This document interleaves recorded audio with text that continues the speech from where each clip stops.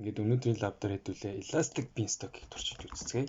За elastic beanstalk маань яадаг вэ гэхээр бидний одоо хийгээд байгаа те VPC үүсгэх, RDS үүсгэх, load balancer үүсгэх, EC2-той холбох гэдэг энэ олон үйлдэлүүдийг гараар хийдэг үйлдэлүүд юм аа. Бүгдийг хэлбэрчилсэн байдаг. Өмнөх хичээл дээр үзчихсэн light cell гэдэгт ер нь бол төстэй тэний удаад арай илүү боловсрлонгуй илүү олон боломжтой байдаг ялгаад байдаг. За хэдүүлээ энэ дээр EB1 гэдэг үүсгэжээ. За платформ дээр хэдүүлээ. За Node.js-ийг үүсгэжтэй. Node.js-ийг програм бичиж байгаа явуулчихъя. За энэ дээр бид нэр өөрсдийнхөө кодыг хийж болно. Шууд файлыг апплодлоод эсвэл S3-аас. Гэхдээ яг одоо надад жишээ код байхгүй учраас энийг шууд sample application би өөрсдийнх нь бэлэн жишээг туршиж үзчихье. За энэ ч тохиргоонууд өгшөө илүү тохируулах боломжтой. Дөнгөж туршиж үзэж байгаа учраас хэдүүлээ шууд хамгийн энгийнээр нь үүсгэж. За ингээд энэ маань бидэнд хэрэгтэй бүх юмуудыг тохируулна. VPC үүсгэх, EC2 үүсгэх тохиргоонуудыг энэ хийх гэх бүх үйлдэлүүдийг хийдэг. Гэхдээ энэ маань нэлээд уддаг байгаа. Яагаад гэвэл нэлээд олон сервисүүдийг ачаалдаг, бүгдийг нь хасаадаг те тохиргоонууд нь хийдэг учраас ойролцоогоор нэг 10 минут бас ажилладаг. Тэдний эцэст нь манай одоо орчин маань бэлэн болно.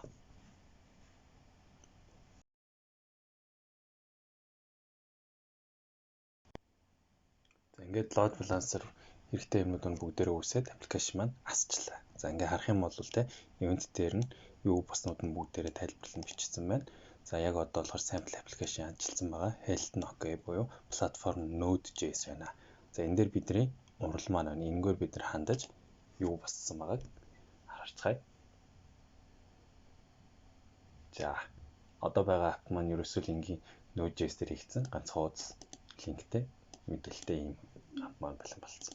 За үүнээс цааш нь бол бид нар хүсэх юм бол энэ апп-ийнхаа шинэ хувилбарыг гаргах, дээрэс нь янз бүрийн үйлдэлүүдийг blue green deployment те төрөл бүрийн тохиргоонууд, янз бүрийн deployment-ийн аргууд, дээрэс нь чи ямар event болсон, ямар аларм тавих уу, юуг монитор хийж харах уу, дээрэс нь автоскейлинг яаж тохируулах гэдэг бүх зүйлүүдийг тэс хийх боломжтой байгаа.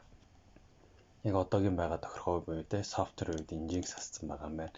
За log гэдрүүд нь disable хийгдсэн байна те. Instance-ийн хувьд энэ асцсан байна. 5 минутын монитортой. За capacity-ийн хувьд max-та 4, min-да 1-ээр ийм автоскейл нөхрүүлсэн, load balancing-тэй. За тэгээд listener маань нэг гişрэг байгаа юм байна. Rolling update хийгддэг гэх мэтлэн бүх тохиргоонууд эндээс харагдчих болохоор байгаа.